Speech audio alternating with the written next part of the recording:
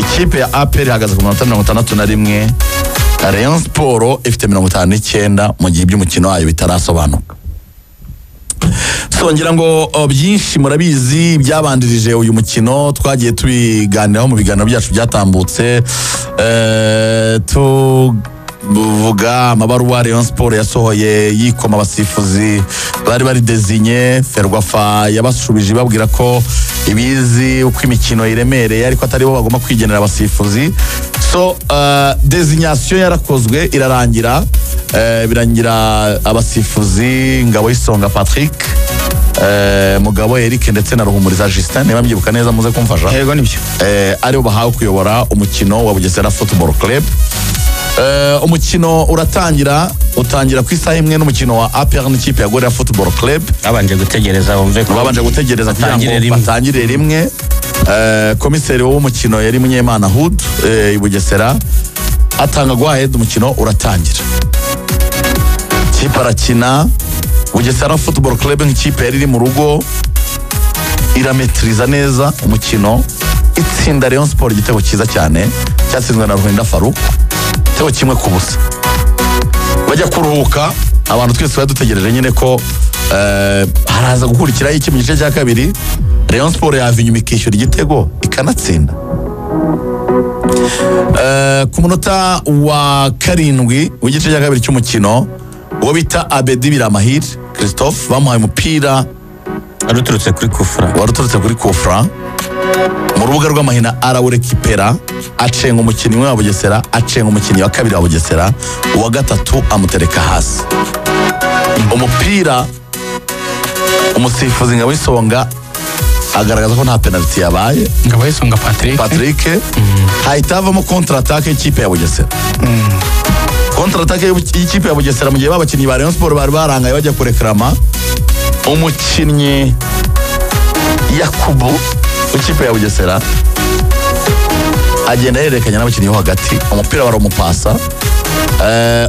Uwo bita Bugingo Hakim akora contact yo gukura umupira, umukinnyi wa Bugesera agwa hasi. Bugingo cyane ka Fisto ni Bugingo, ahubwo Fisto yaraje gukora kuverti n'amukozo mu Bugingo aryama hasi. Umusifuzi Ngabo y'Isonga Patrick atanga penalty ku ikipe ya Bugesera Football Club. So hari ibyemezo bimwe na bimwe byagiye bifatwamo hagati mu mukino, abareyo bagahaguruka bakajya mu kirere ntibabyemere, n'abayobozi ntibabyemere. Ngira ngo kuri Radio Rwanda genera na Lorenzo nitwe twagezaga umupira twanabigarukagaho ku byemezo bimwe bisanzwe byo hagati mu kibuga, umuntu wenda baramukandagiye bigenze gutya. So amaze kwemeza penalty, abakinnyi ba Rayon Sport bari agité, barakaye bikomeye cyane bitewe nuko batekerezaga ko ahubwo aribo bagakwiriye guhabwa penalty. Batangiye gushondana n'umusifuzi. Igitangaje ahubwo gihe cyantangaje n'uburyo umusifuzi nta muntu yahaye ikarita. Byarantunguye, ariko nabo bamusunitse, baramusunikaga mu gatuza. Isu Dyanyo rwose uburyo yamwatakaga ubona yaje kumukubita, sunitse bikomeye cyane. Umusifuzi nta muntu yahaye ikarita, akomeza kuguma ku cyemezo cy'abereka ati ni penalty. Yusu Dyanyo ararakara cyane ku buryo bukomeye, arasimbuka aragenda afata noneho Patient umuzamu, aramukurura amusohora mu izamu, aramubwira ati wikwemera ko bagutera penalty, vamo bayitsinda utarimo. Aramusohora mukura mu izamu ku ngufu, aramuterura. Patient kandi nawe ni umusore, baragundagurana umupira yenda kumukura bati bireke bayitere nta kibazo, nayikuramo. Biranga, abakinnyi bane baragenda bajya hejuru ya Yusu Dyanyo bamumwamururaho, Patient yagaruka mu izamu, Yusu Dyanyo asigara ku murongo arira. Bakeve baramubwira ati hangane. Mbone nako Serumogo nawe izamu yarari hagazemo, Serumogo yanze ku izamu, yanze kurivamo, baramubwira ati vamo Serumogo. Baremera, abakinnyi baravuga ati mutere penalty, kuko urumva babanje kubabazwa n'uburyo bo babonaga bagahawe penalty ntibayihawe, bari baskali bagiye kwekarama. Noneho muri contre attaque ibaye adversaire ahawe penalty, urumva umutwe wabo uburyo bameze barakaye cyane. Yusu Dyanyo bamaze kumumwamururaho, Serumogo hari Omar wari wahagaze mu izamu yanze kurivamo, avuga ati mwidutera penalty, baramubwira ati vayo reka batere.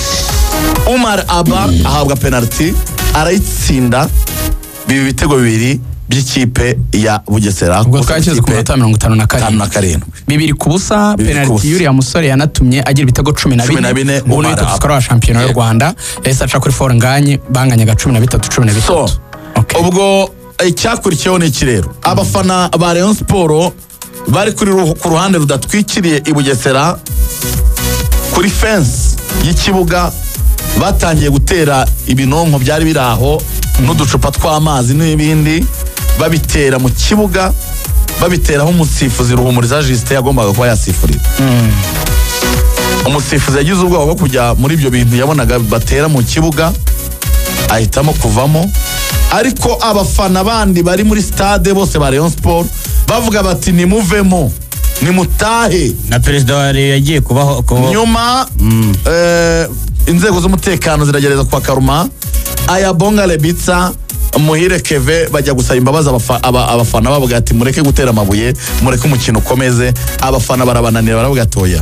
Biza kurangira inzego z'umutekano zije kureba Perezida Tade baramuga ati ngwino, na perezida ajyana n'umugabo bita Patrick bajya gucecekesha na Gacinya bajya gucecekesha abafana. Abafana ikintu babasubije barabwiye ngo nimugende niba mwifatanyije nabo turabirambiwe, ahubwo abakinnyi basohoke mu kibuga. So match abareyo bari agite, abantu batekereza ko Rayon Sport igiye gufata umwanzuro iwumenya mbere, menya ko Munyemana aho udafashe umwanzuro wo guhagarika umukino. Abantu babonye Rayon Sport buriya niyo yavuye mu kibuga mbere, ariko announcer w'umukino Ihitimana Claude avuga ko Munyemana Hood afashe umwanzuro ko umukino uhagarara kubera imvururu. Ubwo icyo bisubiza n'ikirigane, hari abantu bari bazi ngo Rayon Sport niyo yivumbuye iva mu kibuga.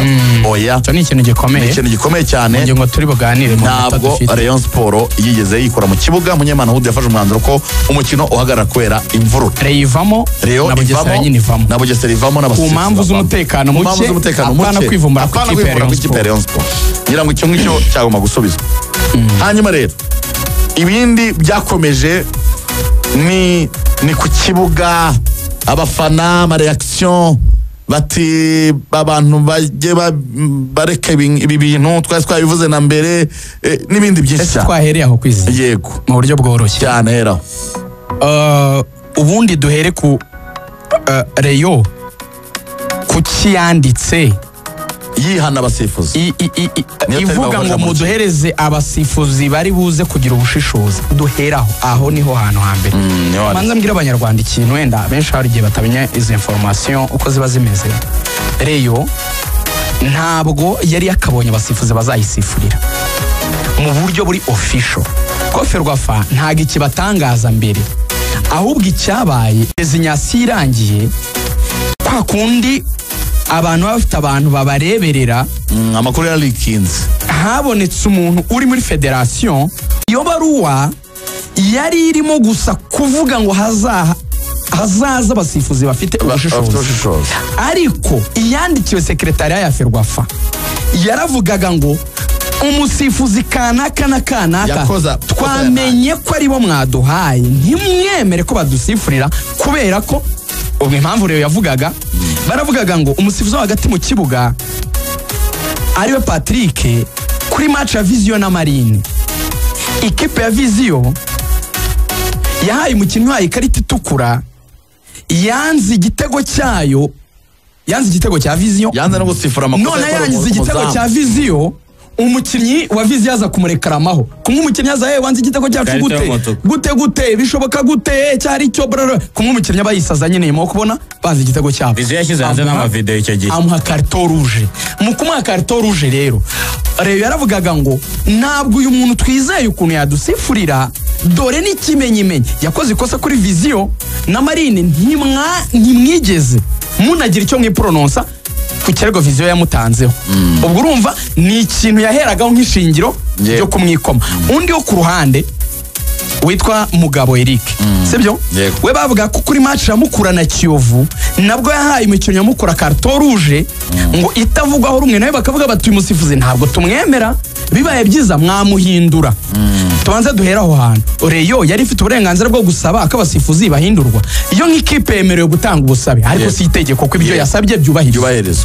Ushobora no kugaragaza n'izo fakti, ndabibona hari ibi n'ibi byabaye, ariko gusaba ntibivuze kubihawe. Urwego rw'amategeko biremewe kubisaba, ariko regireta no kugira impungenge biremewe. Ariko regireta ni Ferwafa, ni ufata icyemezo, ni ukuvuga ni komisiyo ya arbitrage igira ijambo rinini cyane ku byabereye mu kibuga. Sofa niba ubyumva, komiseri w'umukino aravuga ko abasifuzi by'umwihariko umusifuzi wo hagati mu kibuga kuri we yitwaye neza cyane, ko n'ibyabaye yasifuye biri feya, yakomeza agahabwa n'indi mikino.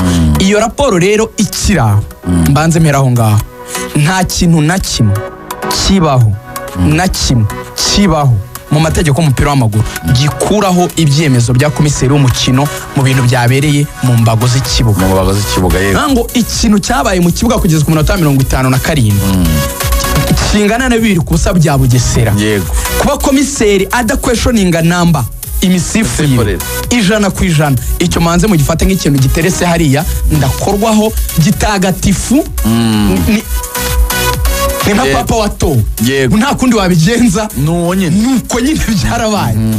Ubwo rero ibindi byose byavugwa ubwo birajya hanze ya pitch y'ikibuga, hanze y'ikibuga. Hari abantu numvaga bavuga ngo ubwo ngo resultat ya 2-0, niba ari ikintu banza kwibagirwa, resultat ya Desert kugeza ku minota 57 ni ikintu kiri intouchable as long as komiseri w'umukino yemera yuko byari fair. Ibindi nibiriya byo hanze nyine by'amabuye. Amabuye yatumye umukino udakomeza, ni nacyo cyatumye umusifuzi afata icyemezo.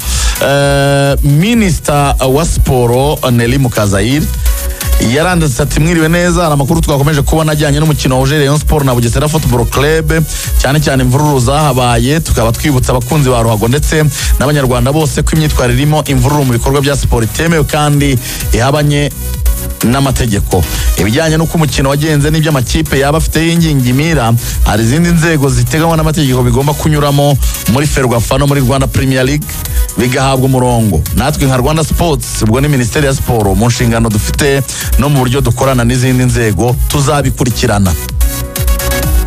Hanyuma hakurikiye itangazo rya Ferwafa nyuma y'imvururu zabereye kuri stade ya Bugesera ku mukino wa Rwanda Premier League wahuje ikipe ya Bugesera Football Club na Rayon Sport kuri wa gatandatu tariki ya 17 Gicurasi 2025, aho umukino wahagaze utararangira. Turamenyesha ko ibikorwa byose by'urugomo bibangamira imigendekere myiza y'umupira w'amaguru bitemewe kandi bitazihanganirwa. Kandi kumenya icyemezo kuri uwo mukino kizafatwa tinze n'inzego za Ferwafa zibifite mu nshingano. Rayon Sport ejo yaranditse nayo ivuga ku byabereye i Bugesera. Rayon Sport yagize iti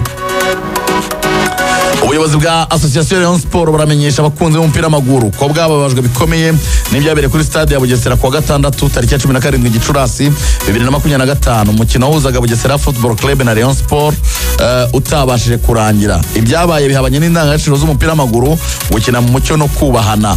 Ubuyobozi bwa Association Rayon Sport burashimangira ubushake bwo gukorana n'inzego zibishinzwe zirimo Ferwafa, Minisiteri ya Siporo n'izindi nzego bireba mu gushakira hamwe ibisubizo byubaka siporo. Turabasaba ko hafatwa ingamba zihamye kandi zinoze mu rwego rwo gukumira ko ibisa n'ibyabaye byakongera kubaho. Turakomeza gutanga umusanzu mu kubaka umupira w'amaguru uzira amakemwa ushingiye ku mucyo, ufatanye n'iterambere rirambye. Ubuyobozi bwa Association Rayon Sport yose n'amatangazo yatanzwe, ariko ayirumva yose ko agusha kuri icyo kintu cyitwa imvururu ko bitemewe, ko bitari mu mucyo, ko bitakwiye. Ibyo rero amakuru nkesha mugenzi wacu Rugangura Axel nibyo byatumye ku munsi w'ejo ku cyumweru harateranye inama zitandukanye zirimo n'abayobozi batandukanye b'igihugu baganira n'ubundi n'abayobozi b'umupira w'amaguru mu Rwanda, minisita, abayobozi ba federasiyo, birumvikana perezida na SG, baganira n'abantu bari mu nzego z'umutekano, harebwa icyaba cyarateye abafana ba Rayon Sport gutera amabuye. Impamvu banabyemera ko nabo ari abafana ba Rayon Sport nuko bibazaga ngo niki cyaba cyaratumye bayatera. Neza Bugesera ngo bari kuyatera gute kandi batsinze. Noneho ibyo no question about that. Igisigara ahubwo ari cyo kibazo. Nubwo bitemewe gutera amabuye ariko se nabo baribaza ngo niki cyatumye bayatera. Hakazamo ibice bibiri rero mu buryo bw'amategeko. Mu kanya saa 5 icyo twabwira abanyarwanda, komisiyo ishinzwe amarushanwa ihagarariwe na Nsinzi igiye guterana, iraba iri kumwe na SDRA Ferwafa, nibo bari buze kwanzura bagatanga itangazo ry'ikivuye mu byemezo bafashe nyine hisunzwe amategeko, harebye amategeko kuri incident Rayon Sport ndetse n'ikipe ya Bugesera. Mu bintu bitekerezwa rero bishoboka, ikintu cya mbere Muvunyi niwe wansekeje turi kumwe nanga batwara amajeti president, ibi bintu bibaye biraza gufatwa gute? Ngo mwabana mwe ngo ibintu birasaba dialogue. Dialogue no kuganira. Birasaba ibiganiro. So hari ibintu bitatu bishoboka. Icyambere, hari ukuvuga ngo ubundi ku cy'abafana bateye amabuye bayasanze he? Bayasanze mu kibuga kuri stade. Ese abafana bemerewe kwicara ahantu bashobora kubona amabuye? Ko binjira basatswe nta mabuye bafite, bemerewe kwicara ahantu hari amabuye byose byakomeretsa cyangwa ibindi bintu byose byakomeretsa. Aho bakavuga ngo hisunzwe itegeko ry'uko ikipe yakiriye umukino ari ibifite umutekano mu nshingano zayo, ubwo ariyo Bugesera. Icyo gihe Bugesera ngo yaterwa mpaga ku mpamvu z'uko yicaje abafana ahantu batagombaga kwicara. Hari ahantu Bugesera, scenario ya mbere bahita nsoze iminota itaranshirana bikaza kuvuga yuko naje kuvuga ko ari uko bigenda. Bahita nsoze. Icya kabiri, mu gihe byagaragara ko ari abafana ba Rayon Sport bateye amabuye, icyo gihe byafatwa nkaho abafana ba Rayon Sport rero bateje akaduruvayo, ikaba yahanishwa kuba izakina nta bafana bari ku kibuga muri match runaka wenda bagena mu bihano. Hari possibilité abantu bavugaga ngo match yasubirwamo nta bafana bari gatangira A0. Icyo sinkizi. Hari abavugaga ngo yasubira ku minota 57 bagakina iminota yari isigaye nta bafana. Icyo nacyo ni ikindi gishoboka. C'est fort possible. Birashoboka, nacyo wenda benshi bavuga gishoboka. Gishoboka cyane. Hari n'ikindi kiri kuvugwa cyuko na Rayon Sport ngo yaterwa mpaga. Icyo nacyo ni ikindi kiri kuvugwa. Ibyo byose ntacyo nemeje, nta nicyo makana kuko Ibera agomba kugira icyo avuga. Zari scenario zo bisobanure, nge mbahaye possible scenario zibiza kuva mu mwanzuro uri bufatwe saa. Ibindi reka tutegereze saa. Ni segonda rimwe. Gufata ibuye koletera mu kibuga sibyo. Sibyo rwose, tujya n'inama ku bafana. Umusifuzi yabiba yagira ati ariko umuntu yakaranzwe ni no kwirinda imvururu. Ibindi byose kabiharira muri Gorilla Games yari umukino bita Show 4. Ni mu ukine nta kindi bisaba, ni imikino ine ukagaragaza icyo bita exact score. Abaguhitemo imikino n'ukajya uvuga ibitego. Kuko dufate nk'urugero, niba Pera atsinze 1-0 ukavuga ati ni 1-0. Yego. Icyo giceri cya 50 uri bushyireho cyaguhesha miliyoni y'amafaranga y'u Rwanda.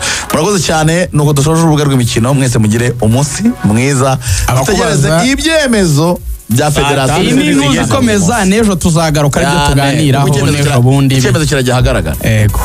Mwirirweho.